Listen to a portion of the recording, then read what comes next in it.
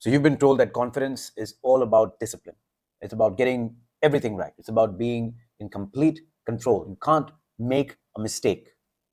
But what if I were to tell you that that very same pattern is exactly one of the key habits that's destroying your confidence in the first place? Hi, my name is Jay, and I've been working with people for the last 5 years, helping them discover the core patterns that keep them stuck in life. And in this video, I'm going to share with you the 3 habits that you've been repeating every single day that are destroying your confidence in a way that you cannot even imagine. I was actually somebody who was very, very shy. I was somebody who, was scared to talk to strangers. I was somebody who was scared to get up in front of people, in front of a large group of people and speak, or even speak my mind. Whenever people were talking, I would just stay quiet. I would stay just shut. I didn't talk to girls. I had my first girlfriend when I was 19 years old. That might not be a big deal for some people, but the truth is that I wanted to speak to girls. I remember crushing on this beautiful girl in my class when I was, I think, 13 years old, 12 years old. I really wanted to go up and talk to her, just couldn't do it. And I thought in my head for over a year, I'm going to go talk to her, I'm going to go talk to her, and I didn't do it. I was so shy.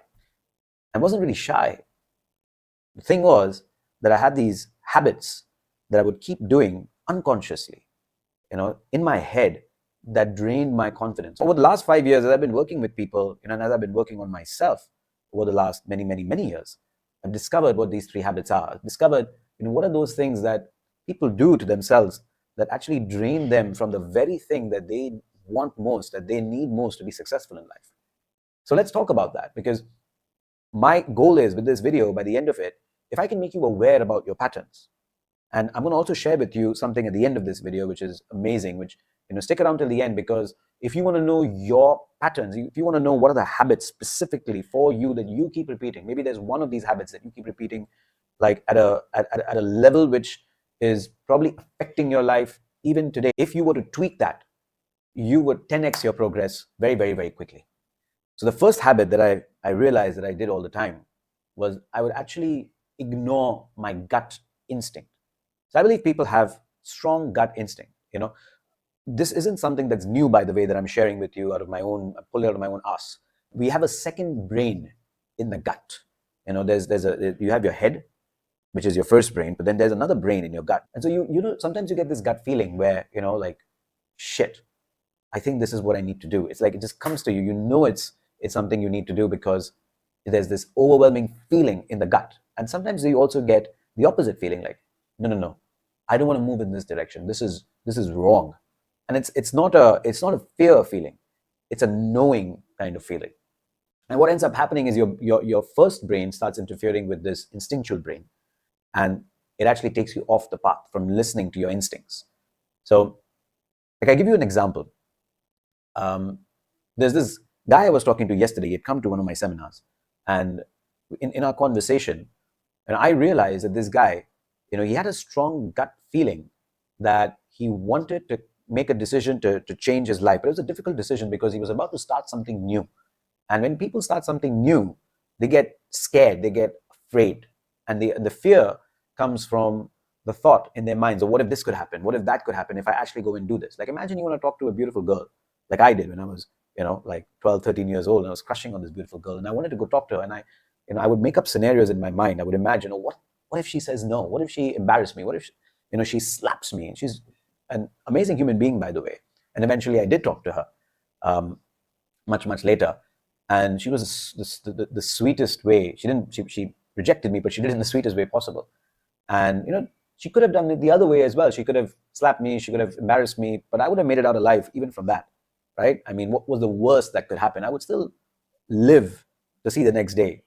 So, your brain creates these scenarios that seem bigger than they are. They seem more catastrophic than they actually are. And this fear that comes up is not actually from the fear of doing something, but it's the fear of what could happen if you were to do it, if you were to follow your instincts. So your instinct, right, your gut feeling is very, very powerful. So this guy, I'm talking to him yesterday in my seminar, and he tells me he really wants to do something. He gets a good gut feeling about it. Like, I want to do it, but the brain is saying, what if this happens? What if you fail? What if this happens or that happens, and his brain interfered with his gut feeling, and he didn't listen to his own instinct. And the result of that is that he eroded the confidence that he had built within himself up till that moment. Just as he was about to take action, he actually moved back, and he just carried on with his life the way it is. And this is what keeps most people stuck. Imagine you want to start a business, brilliant idea, and where does that idea come from? We have these ideas sometimes, and they seem to come from nowhere. You're taking a shower, and you have this eureka moment, like this aha moment, and shit, what a brilliant idea. And what do most people do? They shelve it because what if I fail? What if this goes wrong? What if I lose my job? Or 10,000 other thoughts that we can create in our imagination, scenarios that we can create in our imagination. And we don't listen to that idea that's come from, maybe a greater intelligence, if you believe in that. So the number one habit that we have that's destroying our confidence is waiting for certainty that this won't happen, that won't happen, this won't happen, and not actually listening to our gut feeling and taking action immediately when that feeling arises. So my first habit that I used to do all the time is I would just have these thoughts that wouldn't let me listen to my gut feeling. That's the first monster habit that you have to demolish if you want to move forward and actually experience true confidence in your life. Now, what's the second habit? Now, the second habit is looking to other people for validation. I'll give you an example of this. I have a friend, and this friend, she's always looking to other people. When, did I say the right thing? Am I going to come across as somebody who's egoistical? Am I going to come across as somebody who, this person likes or this person doesn't like? So she wants to feel worthy. She wants to feel seen. And she's afraid that other people will not approve of her if she actually follows through with what she wants to do. If she actually speaks her own mind. And she's constantly searching for validation and acceptance from other people. And here's the thing. Every time you seek external validation for your own ideas or external validation for who you are and what you want, the message that you're sending to your brain is that my worth depends on what other people think or believe about me. It's like you've taken a remote control and you've handed that remote control over to other people. This remote control controls your emotions, and you've handed it to somebody else.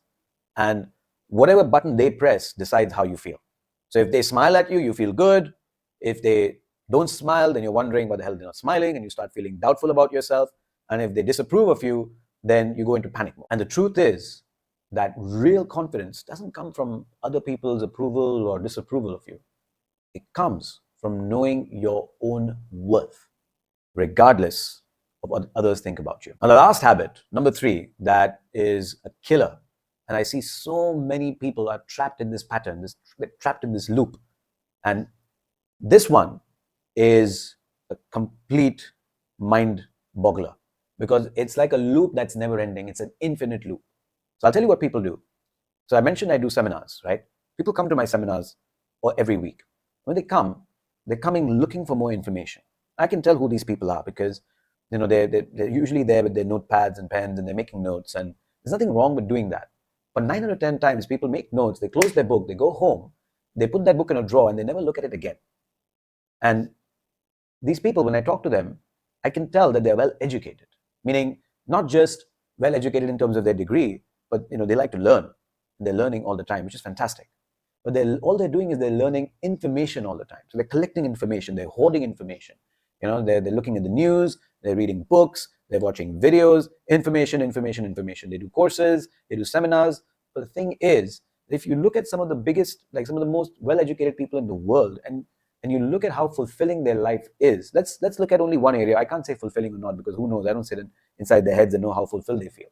But I do know that if you look at even most PhDs, for example, and you look at their bank accounts, let's look at wealth, let's look at money as a way of measuring how successful they are, because that's something that's easy to do.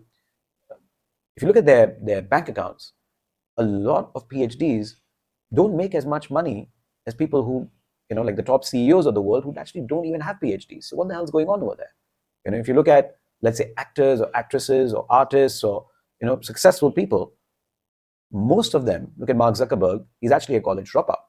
A lot of them, they never actually even completed college. Some of them didn't even go to college.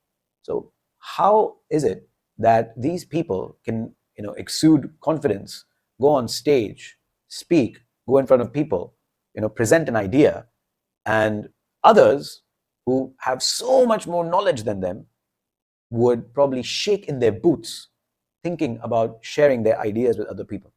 There's this belief that the more information I have, the better I will be, the more confident I will be. But then where is the end to that? Like, when do you know you have enough information? And here's the truth. There's never enough. It's never enough. There's always more to learn. There's more information to gain, because that's the nature of the world. There's so much stuff. There's so much stuff for you to learn. When is it going to be enough? And is that really the way that we learn? If you look at babies, for example, babies aren't absorbing information. When you watch a baby learn how to walk, it's fantastic, because this is the best way to learn. How does a baby learn how to walk? Are they reading about walking? They can't even read. Are they watching videos? They don't understand videos. What are they doing? So they're looking at other people. They're looking at adults around them. And all of the adults around them are walking on 2 feet. And eventually it says, I have 2 feet. Adults are walking around in 2 feet. I want to be like the adult. And it's all subconscious, by the way. So they're looking at that pattern of walking, and they're just modeling it. They're just copying it. And they're learning by doing. They're getting up on their 2 feet, and they're figuring out, how do I balance? What do I do? They're not waiting, or they're not trying to say, okay, am I going to be certain that if I get up on my 2 feet, that I won't fall, that I won't trip over? No. In fact, they get up on their 2 feet and they do fall, they do trip over. But they have the confidence to know that I will handle myself if I do trip over. Usually babies, they'll tip over, they'll get back up and they'll try again. They'll tip over, they'll get back up and they'll try again until they've got the balance. Now they start walking. So take one step and they're all wobbly, and they take another step and they wobble again, and they might fall again, but then they get up.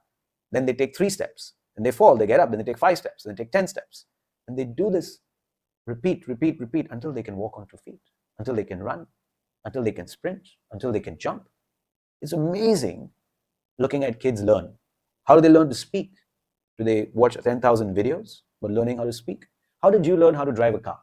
Did you read 10,000 books, watch videos, take courses on driving a car? Or did you get behind the wheel, put the car into first gear and drive? So the most important thing to do is to destroy that pattern of hesitation when you're about to start something, right? And this habit of gaining more information so that you can one day be confident, so that you can one day, just know enough to feel strong enough to do something, is a pattern that will keep you stuck from taking action forever. And that's going to completely destroy your confidence. So how do you actually gain confidence in the first place? Like, how do you do this? So now you know these 3 habits. What are you actually supposed to do? The secret sauce is not about trying to say to yourself, I'm confident, I'm strong, and try to change your belief that way, because those kind of positive affirmations, repeat after me, I am amazing, I am lovely, I am a bullshit, doesn't work. What works is actually changing your focus. See, confidence is about learning to trust yourself, especially when things don't go right, when things don't go your way. It's not about having the certainty that if you do something, you're going to be successful. It's the opposite. It's knowing that when you do something, something is going to go wrong, that there is uncertainty, but there is certainty inside of you that you will be able to handle whatever comes up when that thing happens, whenever something goes wrong. It's having that trust in yourself. And you can't magically have that trust in yourself. You have to build it slowly, just like the baby. You get up on your 2 feet and you see what happens. So the baby doesn't automatically start jumping and sprinting, from crawling. It will first stand up. It does one small action first, and then it follows that up with another step, and then another step. And that's what confidence is about. It's about doing that one thing that you are sure that you will be able to complete, even if something goes wrong.